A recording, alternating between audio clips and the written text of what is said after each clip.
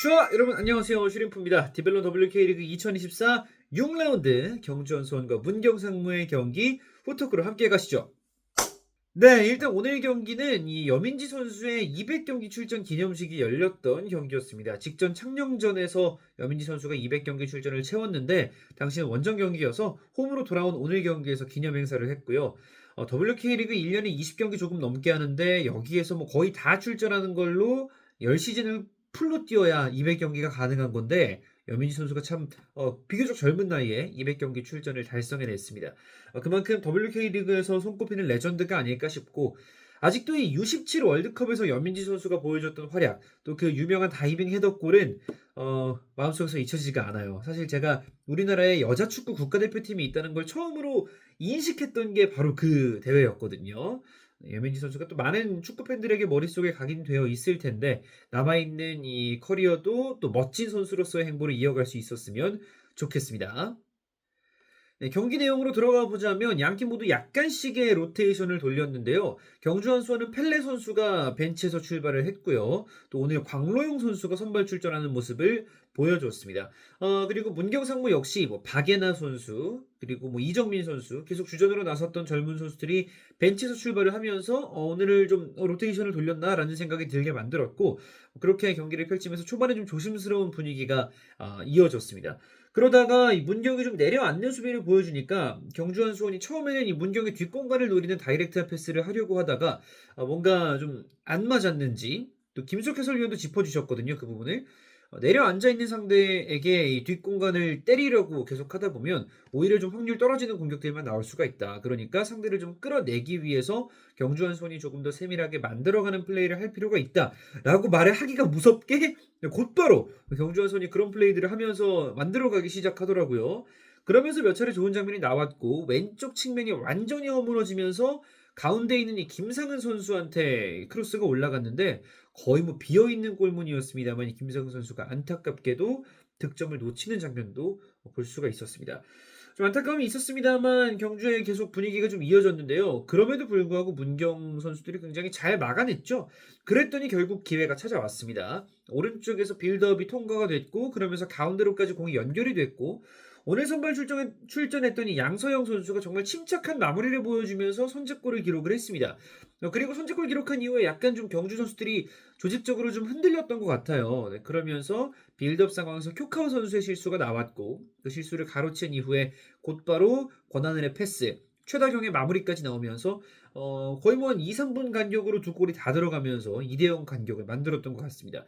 직전 수원FC 위민전에서도 문경상무가 비슷한 흐름으로 두 골을 먼저 만들어내는 모습이었는데 이번 시즌 확실히 권하늘이 있는 문경 그리고 흐름을 탄 문경의 공격력은 분명히 좀 위력이 있다라는 것을 두 경기를 통해서 살펴볼 수가 있었어요.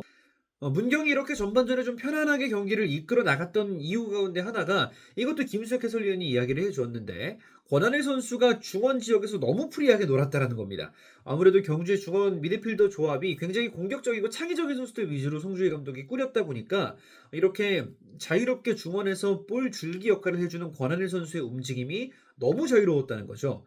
장슬기 선수도 중원에서 싸움을 해줬습니다만 역시 공격 쪽에 방점이 찍혀있는 선수고 쿄카와 선수도 뭐 전방에서 출발했다가 나중에 중원 지역으로 좀 내려왔는데 그때 쿄카와 선수가 보여줬던 중원에서의 싸워주는 영향력도 사실 크지 않았어요. 그래서 이번 시즌 제가 창녕 이야기할 때도 이 후미나와 우치다 이런 이야기 했었습니다만 비슷하게 경주에서도 이 쿄카와 선수가 이 일본인 미드필더로서의 어떤 단점들을 좀 어느 정도는 좀 보여주지 않았나 이 WK리그 흐름에 조금 더 빠르게 적응할 필요성을 보여줬던 오늘 경기가 아니었나 생각이 듭니다.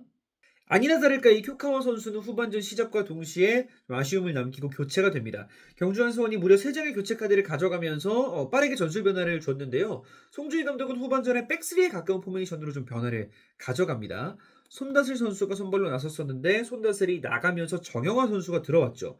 그러면서 전문 센터백은 김혜영 선수 하나만 남겨두고 왼쪽 스토퍼로 김진희, 오른쪽 스토퍼로 정영화 이렇게 놔두면서 백스리에 가까운 포진을 구축을 했고 왼쪽 윙백으로 장슬기, 오른쪽 윙백으로 광민정을 놓으면서 전후방으로 계속해서 활발하게 움직여주도록 만들어줬습니다. 그리고 뭐 오른쪽에 펠레, 왼쪽엔 현슬기가 계속 빠르게 양쪽 측면을 파고들면서 상대의 측면을 좀 노렸던 경주한 수원의 후반전 초반의 패턴이었어요.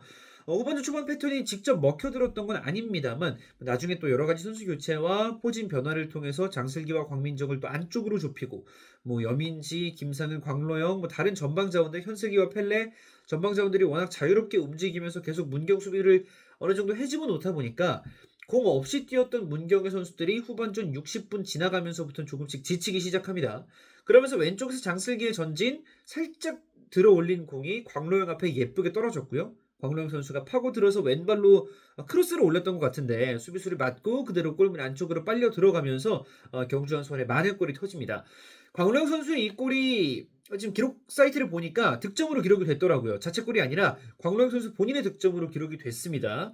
앞으로 뭐 WK리그를 이끌어가야 할 스타 선수들 가운데 한 명이죠. 이 광로영 선수가 이번 시즌 WK리그를 정말 강타하고 있는데요.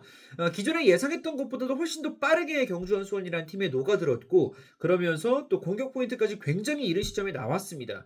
사실 이은영 선수가 이 고려대학교에서 또 함께 뛰었던 이은영 선수가 창녕에서 굉장히 많은 주목을 받고 있었던 것도 사실입니다만 광로영은 상대적으로 팀적인 경쟁력도 있는 경주에 합류를 해서 본인의 개인 스탯도 조금씩 쌓아가고 있다는 것. 광로영 선수 역시 이 신인왕 컨텐더로서 자격을 좀 입증한 것이 아닌가라는 생각이 들고요. 오늘 김민지 선수가 또 어시스트 하나 기록했던데 김민지 선수와 이은영 그리고 광로영 이렇게 세 명의 이번 시즌 신인 트로이카 계속 좀 지켜볼 필요가 있겠다는 생각이 듭니다. 네, 광로영의 득점이 터진 이후에도 계속 문경 선수들의 체력 저하는 좀 눈에 띄었고요. 그러다 보니까 또 계속해서 공격을 허용하는 장면들이 나왔습니다. 공을 뺏어낸 이후에도 앞으로 빨리 보내지 못하고 다시 공을 상대에게 넘겨주고 좀 손쉽게 경주한 수원이 다시 소유하는 모습들이 나왔는데요. 그래도 꽤 긴 시간 이 실점을 하지 않으면서 2대1의 스코어를 유지를 했습니다만 결국은 교체 투입된 경주의 의외의 해결사였죠. 이 서하리 선수가 넘어지면서 발을 어렵게 갖다 댄 공이 이렇게 포물선을 그리면서 내내 좋은 선방을 보여주는 하지 골키퍼의 키를 넘겨서 골문 안쪽으로 들어갔습니다. 서하리 선수는 이번 시즌에 뭐가 있는 것 같아요. 계속 교체 투입돼서 나올 때마다 뭐 공격 포인트 하나씩 포인트를 해주고 있거든요. 1라운드, 2라운드에서 도움을 기록했었고 특히나 1라운드에서도 동점골에 도움을 기록했던 걸로 기억을 하고 2라운드에서도 이 마지막 극장골의 어시스트를 서하리 선수가 기록했던 걸로 기억을 하는데 오늘도 서하리 선수가 2대 0에서 2대 2까지 따라 붙는 득점에 직접 또 관여를 하면서 이번 시즌 세 번째 공격 포인트를 쓸어 담았습니다. 윙백으로서 정말 이 출전 시간 대비 공격 포인트가 정말 높아진 서하리 선수인데요. 앞으로도 이 서하리 선수의 공격 포인트 생산을 계속 지켜볼 필요는 분명 있을 것 같습니다. 경주한 수원이 워낙 이 풀백들의 전진이 돋보이는 팀이기도 하죠. 서하리 선수뿐만 아니라 오늘 이시호 선수가 선발로 먼저 나왔었는데 이시호 선수가 부상으로 나갔어요. 네, 안타까운 장면도 있었죠. 이시호가 나가면서 광민정 선수가 새롭게 투입이 됐었던 전반전의 경주였고요. 물론 풀백 자원들 많고 윙백으로 같이 기용될 수 있는 자원들 많습니다만 이시호 선수가 그 가운데 어렵게 경쟁 뚫고 오늘 첫 번째 리그 선발 출전이었단 말이죠. 그런데 또 바로 부상을 당했던 것이 이시호 선수 입장에서는 굉장히 좀 안타까운 장면이었습니다. 하루빨리 좀 회복을 해서 다시 뎁스를 더해줄 수 있었으면 좋겠고요. 경주한 수원은 2대2의 승부 다소 아쉬움이 남긴 합니다만 어쨌든 홈에서 6경기 연속의 무패를 이어갔다는 점에서 일단 어느 정도의 최소한의 성과는 있었다라고 평가를 할 수가 있겠습니다. 특히나 두 골 먼저 실점한 이후에 두 골을 어떻게든 따라가는 모습을 보여줬기 때문에 또 경기 내에서의 전술 변화로 이 4-4-2 포메이션이 좀 실패를 했을 때 플랜 B로서 백스리로 바꾸면서 오히려 더 공격적으로 나설 수 있다는 것을 송주희 감독이 올해의 선수들 조합으로 보여줬기 때문에 어느 정도 소득이 있었다고 평가를 할 수가 있겠고 무엇보다 이 광로영 선수의 데뷔골이 또 다른 스타의 탄생을 알렸다는 점에서 경주 입장에서는 어느 정도 소득이 있는 경기였습니다. 문경은 반면에 경주 상대로 원정에서 2대2면 결과만 놓고 보면 나쁘지 않아요. 그런데 그 과정 자체가 이 너무나 완벽한 전반전을 보내고도 또 한 번 후반전에 이렇게 무너졌다는 점에서 직전 수원FC 위민과의 경기에서도 마찬가지였고 오늘도 마찬가지였습니다. 좀 반복되는 문제들이 나온다는 점에서 후반 막판 체력 저하의 문제 그리고 이 권한일 선수가 없을 때 혹은 권한일 선수의 체력이 좀 떨어졌을 때 공격이 무뎌지는 문제 이런 것들에 대해서 좀 더 생각을 할 필요가 분명히 있겠다 싶었습니다. 윙포워드나 이 전방 자원들을 위협적으로 움직여주는 선수들이 있어요. 그런데 이 중원에서 미드필더 자원들이 과연 이 권한일 선수를 대체할 만한 이 패싱 능력을 보여줄 수가 있느냐가 문경의 이번 시즌 성패의 관건이 될 것 같습니다. 하지만 뭐 어쨌든 어느 정도 문경의 경기력도 많이 올라오는 것 같고 시즌 초반 가장 많은 걱정을 하면서 무려 4라운드까지였나요? 득점이 하나도 없었던 문경인데 2라운드 연속 멀티 득점을 기록하면서 살아나고 있습니다. 문경까지 살아난다면 이번 시즌 WK리그 정말 박 터질 것 같은데요. 네. 앞으로도 좀 기대를 하면서 저도 중계 방송을 보내드릴 수 있을 것 같습니다. 자, 이번 시즌 6라운드까지 벌써 치러졌습니다. 이제 라운드 로빈이 한 차례 도는 것이 얼마 남지 않았습니다. 이제는 정말로 순위가 의미가 있는 시점으로 천천히 접어들고 있어요. 경주 안수원이 승점 12점으로 인천과 함께 공동 1위를 달리고 있습니다. 그리고 그 뒤를 바짝 쫓고 있는 수원FC 위민과 화천 케이스포. 오늘 다 같이 이 선두 경쟁팀들이 무승부를 거두면서 계속 촘촘한 승점 격차가 유지가 됐는데요. 과연 리그 중반기로 접어드는 흐름 속에서 어떤 팀이 먼저 치고 나갈지 매 경기 눈을 뗄 수가 없는 WK리그 타이틀 레이스입니다. 여러분 또 어느 시즌 여느 시즌만큼이나 많은 관심 부탁드리면서 오늘은 인사드리도록 하겠습니다. 다음에 만나요. 슈바!